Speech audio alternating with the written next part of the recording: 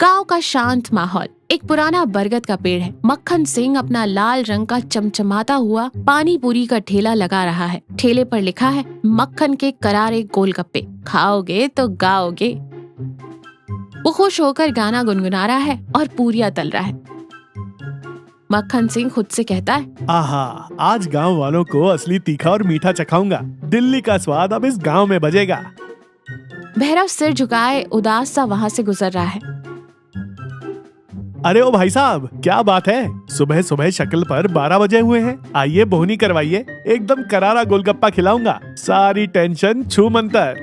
भैरव रुककर उदास स्वर में कहता है, क्या गोलगप्पा भाई, घर में रोज महाभारत होती है। मेरी घरवाली बसंती बस पूछो मत, मेरी तो सुनती ही नहीं।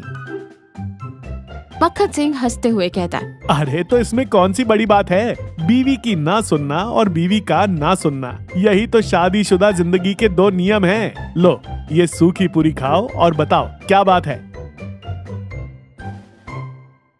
मक्खन उसे एक सूखी पूरी देता है। भैरव चबाता है। भैरव थोड़ा नॉर्मल हो जाता है। फिर कहता है, बात ये है कि मेरी सास आ रही है और मैंने कल बसंती को कह दिया कि तुम्हारी माँ बहुत बोलती है। बस कल रात से रोटी बंद है मेरी। मक्खन सिंह जोर से हंसता है। भाई, तुमने तो शेरनी के मुंह में हाथ डाल दिया। कोई बात नहीं, कल अपनी बसंती जी को यहाँ लाना। मैं उन्हें ऐसा जादुई गोलगप्पा खिलाऊंगा कि वो तुम्हारा गुणगान करेंगी। भैरव हैरानी से कहता है, जादुई गोलगप्पा? सच में? मक्खन सिंह आंखें मारते हुए कहता है, मक्खन सिंह का वादा है, बस कल ले आना। उसी दिन दोपहर का समय रमला ताई एक खटिया पर बैठी दाल बीन रही हैं और बड़बड़ा रही हैं। महंगाई ने तो कमर तोड़ दी है। धनिया 10 रुपए का हो गया है और वो सामने वाला रामू मेरी गाय का चारा चुरा ले गया। सबको मैं ही दिखती हूँ क्या लूटने के लिए?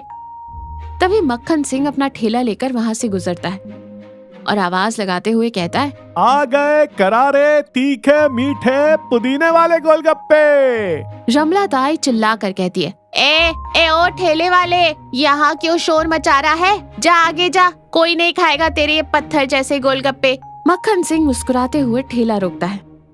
अरे ताई जी प्रणाम। पत्थर नहीं, रुई जैसे मुलायम, और स्वाद आहा जैसे स्वर्ग का अमृत। बस एक बार चक्कर तो देखिए। रमला ताई नाक सिकोड़ते हुए कहती है, अमृत 10 रुपए के 4 देता है ना? मुझे पता है तुम शहर वालों की चाल, पानी में रंग मिलाकर बेचते हो। जा यहाँ से, मेरे पास फालतू के पैसे नहीं हैं।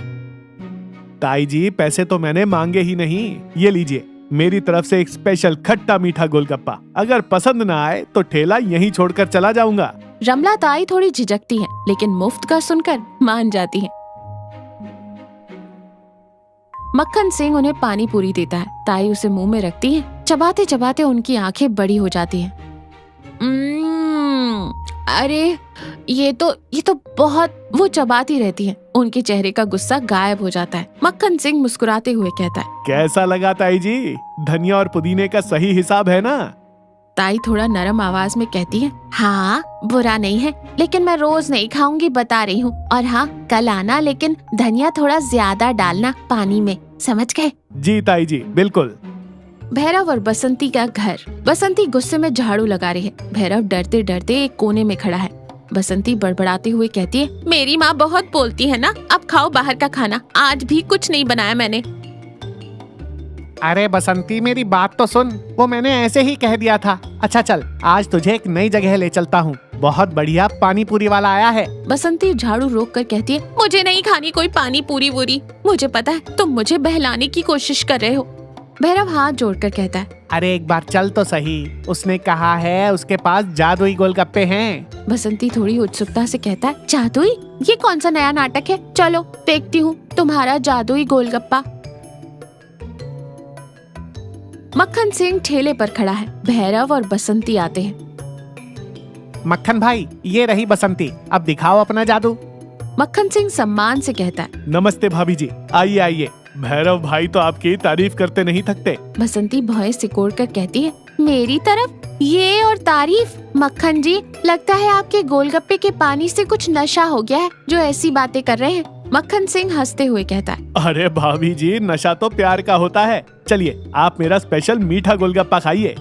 मक्खन एक बहुत ही बढ़िया तरीके से गोलगप्पे बनाता है। उसमें मीठी चटनी, सेव और धनिया डालकर बसंती को देता है। बसंती खाती है और स्वाद लेते हुए कहती है, ये तो सच में बहुत अच्छा है, मीठा और तीखा एकदम बराबर। पता है भाभी जी, ये मीठा गोलगप्पा मैंने खास आपके लिए बनाया है। भैरव भाई कल कह रहे थे कि मेरी बसंती बाहर से थोड़ी तीखी दिखती है, लेकिन अंदर से बिल्कुल इस मीठी चटनी की तरह नरम और मीठी है। भैरव हक्का बक्का रह जाता है। उसने ऐसा कुछ नहीं कहा था। वो मक्खन की तरफ देखता है। मक्खन उसे आंख मारता है। बसंती हैरानी से भैरव की तरफ देखते हुए कहती है, सच में तुमने ऐसा कहा? भैरव जल्दी से बात को संभालते हुए कहता है, हाँ बसंती, तू तो जानती है ना, मैं कह नहीं पाता, लेकिन दिल में तो यही है। बसंती मुस्कुरा देती है। उसका सारा गुस्सा गायब हो जाता है और वो शर्माते हुए कहती है, तुम भी ना, चलो एक और खिलाओ खट्टा वाला। अब मक्खन के ठेले के पास थोड़ी रौनक रहती है। रमला ताई अपनी खटिया छोड़कर वहाँ एक स्टूल पर बैठी है। भैरव और बसंती भी वहाँ खड़े गोलगप्पे खा रहे हैं। सब हंस बोल रहे हैं। तभी रमला ताई कहती है, मक्खन बेटा, आज पानी में पुदीना कम है। कल मैंने जो अपने खेत का पुदीना दिया था वो डाला कि नहीं?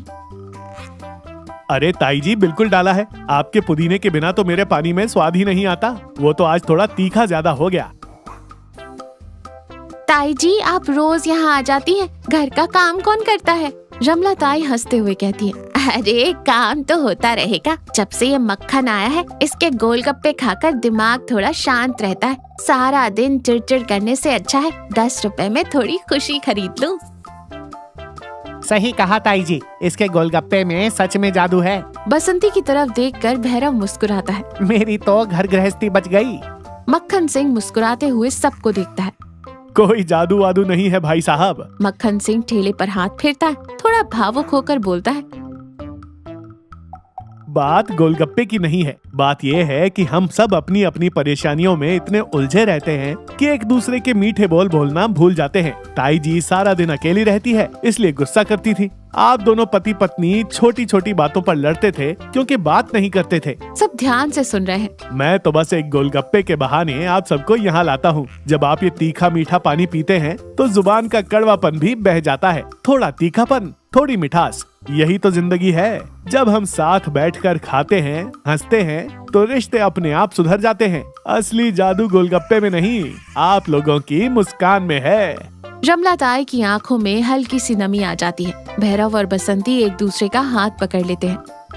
ताई मुस्कुराते हुए अपनी साड़ी के पल्लू से आंखें पोंछते हुए कहती है, बातें तो तू बहुत बड़ी बड़ी करता है मक्खन। चल इसी बात पर एक सूखी पूरी खिला दे। मक्खन सिंह जोर से हंसता है। लो ताई जी, एकदम करारी सूखी पूरी। सब जोर से हंसते। मक्खन सिंह मुस्कुराते हुए सबको गोलगप्पे खिलाता है।